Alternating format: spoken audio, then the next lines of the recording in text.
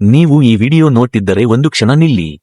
ನೀವು ಮಾತನಾಡೋ ಈ ಕನ್ನಡ ಸಹಜವಾಗಿ ಉಳಿದಿದೆಯಾ, ಅಥವಾ ಅದಕ್ಕಾಗಿ ಯಾರೋ ಹೋರಾಡಿದ್ರಾ? ಇದು ಭಾಷೆಯ ಕಥೆ ಅಲ್ಲ. ಇದು ಒಂದು ನೆಲದ ಕಥೆ, ಒಂದು ಜನರ ಕಥೆ. ಕನ್ನಡ ಅನ್ನೋದು ಇವತ್ತು ಹುಟ್ಟಿದ ಭಾಷೆ ಅಲ್ಲ. ಅದು ಸಾವಿರಾರು ವರ್ಷಗಳ ಇತಿಹಾಸ ಹೊಂದಿದೆ. ಭಾರತದಲ್ಲಿ ಸಂಸ್ಕೃತದ ನಂತರ ಇಷ್ಟು ಹಳೆಯ ಇತಿಹಾಸ ಇರುವ ಭಾಷೆಗಳು ತುಂಬಾ ಕಡಿಮೆ. ಕನ್ನಡದ ಮೊದಲ ಗುರುತು ಕಲ್ಲಿನ ಮೇಲೆ ಇದೆ, ಹಲ್ಮಿಡಿ ಶಾಸನ. ಅದು ಕೇವಲ ಬರಹ ಅಲ್ಲ, ಅದು ಒಂದು ಘೋಷಣೆ. ಈ ನೆಲದಲ್ಲಿ ಈ ಭಾಷೆ ಬದುಕುತ್ತೆ ಅನ್ನೋ ಘೋಷಣೆ. ಕನ್ನಡದ ಇತಿಹಾಸ ರಾಜರ ಕಥೆ ಮಾತ್ರ ಅಲ್ಲ, ಅದು ರೈತರ, ಕವಿಗಳ, ಯೋಧರ, ತಾಯಂದಿರ ಕಥೆ. ಚಾಲುಕ್ಯರ ಕಾಲದಲ್ಲಿ ಕನ್ನಡ ರಾಜಭಾಷೆ ಆಯಿತು. ಹೊಯ್ಸಳರ ಕಾಲದಲ್ಲಿ ಕನ್ನಡ ಕಲೆ ಆಯಿತು. ವಿಜಯನಗರದ ಕಾಲದಲ್ಲಿ ಕನ್ನಡ ಸಂಸ್ಕೃತಿ ಆಯಿತು. ಹೊಯ್ಸಳರ ದೇವಸ್ಥಾನ ನೋಡಿದ್ರೆ ಶಿಲ್ಪಗಳು ಮಾತಾಡುತ್ತವೆ. ಅವು ಸರಳವಾಗಿವೆ, ಆಳವಾಗಿವೆ, ಅರ್ಥಪೂರ್ಣವಾಗಿವೆ. ಅವು ಕನ್ನಡದಂತೆಯೇ. ಕನ್ನಡ ಸಾಹಿತ್ಯ ಕೇವಲ ಪುಸ್ತಕ ಅಲ್ಲ, ಅದು ಜನರ ಜೀವನ. ಪಂಪ ವೀರತೆಯನ್ನು ಬರೆದ, ರನ್ನ ಧೈರ್ಯವನ್ನು ಬರೆದ, ಕುಮಾರವ್ಯಾಸ ಭಕ್ತಿಯನ್ನು ಬರೆದ. ಅವರು ಬರೆಯದಿದ್ದರೆ ನಾವು ಇವತ್ತು ಈ ಕನ್ನಡ ಮಾತಾಡ್ತಿರಲಿಲ್ಲ. ಒಂದು ಸತ್ಯ ಇದೆ, ರಾಜರು ಬಂದರು, ರಾಜರು ಹೋದರು, ಆದ್ರೆ ಕನ್ನಡ ಉಳಿದದ್ದು ಜನರಿಂದ. ಜನ ಮಾತಾಡಿದರು, ಜನ ಹಾಡಿದರು, ಜನ ಬರೆದರು. ಅದರಿಂದಲೇ ಕನ್ನಡ ಬದುಕಿತು. ಆದ್ರೆ ಒಂದು ಕಾಲ ಬಂತು, ಕನ್ನಡಕ್ಕೆ ಸವಾಲು. ಬೇರೆ ಭಾಷೆಗಳ ಆಧಿಪತ್ಯ. ಆಡಳಿತದಲ್ಲಿ ಕನ್ನಡ ತಳ್ಳಿಹಾಕಲಾಯಿತು. ಶಿಕ್ಷಣದಲ್ಲಿ ಕನ್ನಡ ಹಿಂದುಳಿಯಿತು. ಕನ್ನಡ ಮಾತಾಡೋದು ಹೀನಾಯ ಅಂತ ಕಾಣಿಸಿತು. ಅಲ್ಲೇ ಹುಟ್ಟಿತು ಒಂದು ಹೋರಾಟ, ಕನ್ನಡ ಚಳವಳಿ. ಇದು ರಾಜಕೀಯ ಹೋರಾಟ ಅಲ್ಲ, ಇದು ಭಾಷೆಯ ಹೋರಾಟ. ಜನ ರಸ್ತೆಗಿಳಿದರು, ನೀರು, ನೆಲ, ಭಾಷೆ ನಮ್ಮದು ಅಂತ ಹೇಳಿದರು. ಕನ್ನಡ ನೆಲದಲ್ಲಿ ಕನ್ನಡವೇ ಆಡಳಿತ ಭಾಷೆ ಅನ್ನೋ ಘೋಷಣೆ ಕೇಳಿಬಂತು. ಈ ಹೋರಾಟದಿಂದಲೇ ನಾವು ಇವತ್ತು ಕನ್ನಡದಲ್ಲಿ ಓದ್ತೀವಿ, ಕನ್ನಡದಲ್ಲಿ ಮಾತಾಡ್ತೀವಿ, ಕನ್ನಡದಲ್ಲಿ ಆಡಳಿತ ನೋಡ್ತೀವಿ. ಇದು ಸಹಜ ಅಲ್ಲ, ಇದು ಹೋರಾಟದ ಫಲ. ಕರ್ನಾಟಕ ಅಂದ್ರೆ ಕೇವಲ ಬೆಂಗಳೂರು ಅಲ್ಲ, ಬಳ್ಳಾರಿ, ಮೈಸೂರು, ಧಾರವಾಡ, ಶಿವಮೊಗ್ಗ, ಕಲಬುರಗಿ. ಪ್ರತಿ ಭಾಗಕ್ಕೂ ತನ್ನದೇ ಕನ್ನಡ. ಅದೇ ಕನ್ನಡದ ಸೌಂದರ್ಯ. ಒಂದು ಪ್ರಶ್ನೆ, ನಾವು ಕನ್ನಡವನ್ನು ಬಳಸುತ್ತಿದ್ದೀವಾ ಅಥವಾ ಕೇವಲ ಹೆಮ್ಮೆ ಪಡ್ತಿದ್ದೀವಾ? ಭಾಷೆ ಹೆಮ್ಮೆಯಿಂದಲ್ಲ, ಬಳಕೆಯಿಂದ ಬದುಕುತ್ತೆ. ನಾವು ಮನೆಯಲ್ಲೇ ಕನ್ನಡ ಮಾತಾಡದೆ ಹೋದ್ರೆ ಹೊರಗಿಂದ ಕನ್ನಡ ಉಳಿಯಲ್ಲ. ಕನ್ನಡ ಹಳೆಯ ಭಾಷೆ ಮಾತ್ರ ಅಲ್ಲ, ಅದು ಭವಿಷ್ಯದ ಭಾಷೆ. ಟೆಕ್ನಾಲಜಿ, ಶಿಕ್ಷಣ, ಸಾಹಿತ್ಯ ಎಲ್ಲ ಕ್ಷೇತ್ರದಲ್ಲೂ ಕನ್ನಡ ಇರಬೇಕು. ಕನ್ನಡ ಉಳಿಸೋದು ಸರ್ಕಾರದ ಕೆಲಸ ಮಾತ್ರ ಅಲ್ಲ, ಅದು ನಮ್ಮ ಜವಾಬ್ದಾರಿ. ನೀವು ಮಾತನಾಡಿದ್ರೆ ಕನ್ನಡ ಬದುಕುತ್ತೆ, ನೀವು ಬರೆದ್ರೆ ಕನ್ನಡ ಬೆಳೆಯುತ್ತೆ. ನಾವು ಕನ್ನಡಿಗರು, ಇದು ನಮ್ಮ ನೆಲ, ಇದು ನಮ್ಮ ಭಾಷೆ. ಕನ್ನಡ ಭಾಷೆ ಮಾತ್ರ ಅಲ್ಲ, ಅದು ಒಂದು ಆತ್ಮ. ಈ ಕಥೆ ಇಲ್ಲಿ ಮುಗಿಯಲ್ಲ, ಇದು ಒಂದು ನೆನಪು, ಒಂದು ಜವಾಬ್ದಾರಿ. ನಾವು ಕನ್ನಡ ಉಳಿಸಬೇಕು ಅಂದ್ರೆ ಮೊದಲು ಕನ್ನಡವನ್ನು ಪ್ರೀತಿಸಬೇಕು.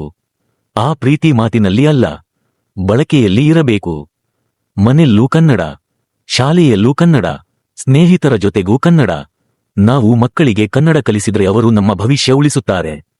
ಭಾಷೆ ಸತ್ತರೆ ಒಂದು ಜನಾಂಗ ಸತ್ತಂತೆ, ಒಂದು ಸಂಸ್ಕೃತಿ ಮಣ್ಣಾಗುತ್ತೆ. ಕನ್ನಡ ಸಾವಿರಾರು ವರ್ಷ ಬದುಕಿದೆ ಯಾಕೆಂದ್ರೆ ಜನ ಅದನ್ನು ಬಿಟ್ಟಿಲ್ಲ. ಇವತ್ತು ನಾವು ಬಿಟ್ರೆ ನಾಳೆ ಯಾರೂ ಉಳಿಸಲಾರರು. ಕನ್ನಡ ಅಂದ್ರೆ ಹೆಮ್ಮೆ ಮಾತ್ರ ಅಲ್ಲ, ಅದು ಗುರುತು. ನಾವು ಯಾರು ಅನ್ನೋದನ್ನು ಲೋಕಕ್ಕೆ ಹೇಳೋ ಗುರುತು. ಈ ನೆಲದಲ್ಲಿ ಹುಟ್ಟಿದ್ರೆ ಈ ಭಾಷೆಗೆ ಋಣಿ. ನಾವು ಕನ್ನಡ ಮಾತನಾಡಿದ್ರೆ ಕನ್ನಡ ಬದುಕುತ್ತೆ, ಕನ್ನಡ ಬದುಕಿದ್ರೆ ನಾವು ಬದುಕುತ್ತೇವೆ. ಇದು ಭಾಷೆಯ ಕಥೆ ಅಲ್ಲ, ಇದು ನಮ್ಮ ಕಥೆ. ಈ ಕಥೆ ಕೊನೆ ಅಲ್ಲ, ಇದು ಒಂದು ಆರಂಭ. ನಾವು ಇವತ್ತು ಕನ್ನಡ ಮಾತಾಡ್ತಿದ್ದೇವೆ ಅಂದ್ರೆ ನಮ್ಮ ಹಿಂದಿನ ತಲೆಮಾರಿನ ಹೋರಾಟ ಇದೆ, ಅವರ ಧೈರ್ಯ ಇದೆ, ಅವರ ತ್ಯಾಗ ಇದೆ. ಆ ತ್ಯಾಗವನ್ನು ಮುಂದಕ್ಕೆ ಕೊಂಡೊಯ್ಯೋದು ನಮ್ಮ ಕೆಲಸ. ಕನ್ನಡವನ್ನು ಉಳಿಸೋದು ದೊಡ್ಡ ಕೆಲಸ ಅಲ್ಲ, ಸಣ್ಣ ಕೆಲಸ. ಮಾತಾಡಿ, ಬರೆಯಿ, ಹಂಚಿಕೊಳ್ಳಿ, ಕನ್ನಡದಲ್ಲಿ ಯೋಚಿಸಿ, ಕನ್ನಡದಲ್ಲಿ ಬದುಕಿ. ಭಾಷೆ ಉಳಿದ್ರೆ ಸಂಸ್ಕೃತಿ ಉಳಿಯುತ್ತೆ, ಸಂಸ್ಕೃತಿ ಉಳಿದ್ರೆ ಗುರುತು ಉಳಿಯುತ್ತೆ. ಈ ನೆಲ, ಈ ನೀರು, ಈ ಭಾಷೆ ನಮ್ಮದು. ಕನ್ನಡ ನಮ್ಮ ಮಾತು ಮಾತ್ರ ಅಲ್ಲ, ನಮ್ಮ ಮನಸ್ಸು. ನಾವು ಕನ್ನಡಿಗರು, ಅದು ಹೆಮ್ಮೆ. ಈ ಕಥೆ ನಿಮಗೆ ಸ್ವಲ್ಪ ಗರ್ವ ತಂದಿದ್ದರೆ ಅದೇ ಸಾಕು. ಇದು ಉಪನ್ಯಾಸ ಅಲ್ಲ, ಇದು ಎಚ್ಚರ. ಕನ್ನಡವನ್ನು ಕಾಪಾಡೋದು ನಾಳೆಗೆ ಬಿಟ್ಟ ಕೆಲಸ ಅಲ್ಲ, ಇವತ್ತಿನ ಕೆಲಸ. ನಾವು ಕನ್ನಡ ಮಾತನಾಡಿದ್ರೆ ಅದು ಬದುಕುತ್ತೆ, ನಾವು ನಿರ್ಲಕ್ಷ್ಯ ಮಾಡಿದ್ರೆ ಅದು ಮೌನವಾಗುತ್ತೆ. ಭಾಷೆ ಮೌನವಾದ್ರೆ ಒಂದು ತಲೆಮಾರೆ ತನ್ನ ಬೇರು ಕಳೆದುಕೊಳ್ಳುತ್ತೆ. ಕನ್ನಡ ಸಾವಿರಾರು ವರ್ಷ ಹೋರಾಡಿ ಬದುಕಿದೆ. ಇವತ್ತು ಅದು ನಮ್ಮ ಕೈಯಲ್ಲಿ ಇದೆ. ನಾವು ಆಯ್ಕೆ ಮಾಡಬೇಕು, ಉಳಿಸಬೇಕಾ ಅಥವಾ ಮರೆತಿ ಬಿಡಬೇಕಾ? ಈ ಭಾಷೆ ನಮ್ಮ ಗುರುತು, ನಮ್ಮ ಶಕ್ತಿ, ನಮ್ಮ ನೆಲೆ. ಕನ್ನಡ ಮಾತಾಡುವುದು ಸಾಮಾನ್ಯ ಕೆಲಸ ಅನ್ನಿಸಬಹುದು, ಆದ್ರೆ ಅದೇ ಅತಿ ದೊಡ್ಡ ಹೋರಾಟ. ನಾವು ಕನ್ನಡ ಮಾತನಾಡುವವರೆಗೂ ಕನ್ನಡ ಜೀವಂತ. ಕನ್ನಡ ಜೀವಂತ ಅಂದ್ರೆ ನಾವು ಜೀವಂತ. ಇದು ಅಂತ್ಯ ಅಲ್ಲ, ಇದು ಹೊಣೆಗಾರಿಕೆ. ಕನ್ನಡವನ್ನು ಉಳಿಸೋದು ಯಾರಾದ್ರೂ ಬೇರೆ ಮಾಡ್ತಾರೆ ಅನ್ನೋ ಭ್ರಮೆ ಬಿಡಿ. ಅದು ನಮ್ಮಿಂದಲೇ ಶುರುವಾಗಬೇಕು. ನನ್ನಿಂದ, ನಿಮ್ಮಿಂದ. ಪ್ರತಿದಿನ ಒಂದು ಕನ್ನಡ ಮಾತು, ಒಂದು ಕನ್ನಡ ಬರಹ, ಒಂದು ಕನ್ನಡ ಯೋಚನೆ. ಇದ್ರಲ್ಲೇ ಕನ್ನಡದ ಭವಿಷ್ಯ ಇದೆ. ನಾವು ಇಂದು ಮಾಡಿದ ಆಯ್ಕೆ ನಾಳೆ ನಮ್ಮ ಮಕ್ಕಳಿಗೆ ಗುರುತು ಕೊಡುತ್ತೆ. ಕನ್ನಡ ಉಳಿದ್ರೆ ಈ ನೆಲದ ಆತ್ಮ ಉಳಿಯುತ್ತೆ. ಅದಕ್ಕಾಗಿ ಇದು ಕಥೆ ಅಲ್ಲ, ಇದು ಕರ್ತವ್ಯ. ಕನ್ನಡದ ಕಥೆ ಪುಸ್ತಕಗಳಲ್ಲಿ ಮಾತ್ರ ಇಲ್ಲ, ಅದು ನಮ್ಮ ಉಸಿರಲ್ಲಿ ಇದೆ, ನಮ್ಮ ನಗುವಲ್ಲಿ ಇದೆ, ನಮ್ಮ ನೋವಲ್ಲೂ ಇದೆ. ನಾವು ಬೇರೆ ಭಾಷೆ ಕಲಿಯಬಹುದು, ಆದ್ರೆ ತಾಯಿ ಭಾಷೆಯನ್ನು ಮರೆತರೆ ತಾಯಿ ನೆನಪು ಮರೆತಂತೆ. ಕನ್ನಡವನ್ನು ಪ್ರೀತಿಸೋದು ಹಿಂದಕ್ಕೆ ಹೋಗೋದು ಅಲ್ಲ, ಅದು ನಮ್ಮ ಬೇರುಗಳನ್ನು ಗಟ್ಟಿಗೊಳಿಸೋದು. ಬೇರು ಗಟ್ಟಿಯಾಗಿದ್ರೆ ಮರ ಎತ್ತರಕ್ಕೆ ಬೆಳೆಯುತ್ತೆ. ಕನ್ನಡ ನಮ್ಮ ಬೇರು. ಆ ಬೇರು ಉಳಿದ್ರೆ ನಮ್ಮ ಭವಿಷ್ಯವು ದೃಢವಾಗಿರುತ್ತೆ. ಕನ್ನಡ ಅನ್ನೋದು ಕೇವಲ ಮಾತನಾಡೋ ಭಾಷೆ ಅಲ್ಲ, ಅದು ನಮ್ಮ ತಾಯಿಯ ಧ್ವನಿ, ನಮ್ಮ ಮಣ್ಣಿನ ವಾಸನೆ, ನಮ್ಮ ಜನರ ನೆನಪು. ನಾವು ಕನ್ನಡದಲ್ಲಿ ನಗ್ತಿದ್ದೇವೆ ಅಂದ್ರೆ ನಾವು ಕನ್ನಡವನ್ನು ಬದುಕಿಸುತ್ತಿದ್ದೇವೆ. ನಾವು ಕನ್ನಡದಲ್ಲಿ ಯೋಚಿಸುತ್ತಿದ್ದೇವೆ ಅಂದ್ರೆ ನಾವು ನಮ್ಮ ಗುರುತನ್ನು ಉಳಿಸುತ್ತಿದ್ದೇವೆ. ಒಂದು ದಿನ ನಮ್ಮ ಮಕ್ಕಳು ಕೇಳಬಹುದು, ಕನ್ನಡ ಉಳಿಯಲು ನೀವು ಏನು ಮಾಡಿದ್ದೀರಿ? ಆ ಪ್ರಶ್ನೆಗೆ ನಾವು ಹೆಮ್ಮೆಯಿಂದ ಉತ್ತರ ಕೊಡಬಲ್ಲವರಾಗಬೇಕು. ಕನ್ನಡ ಉಳಿದ್ರೆ ಇತಿಹಾಸ ಉಳಿಯುತ್ತೆ, ಇತಿಹಾಸ ಉಳಿದ್ರೆ ಗುರುತು ಉಳಿಯುತ್ತೆ. ಗುರುತು ಇಲ್ಲದ ಜನ ಲೋಕದಲ್ಲಿ ಕಳೆದು ಹೋಗುತ್ತಾರೆ. ನಾವು ಕಳೆದು ಹೋಗಬಾರದು.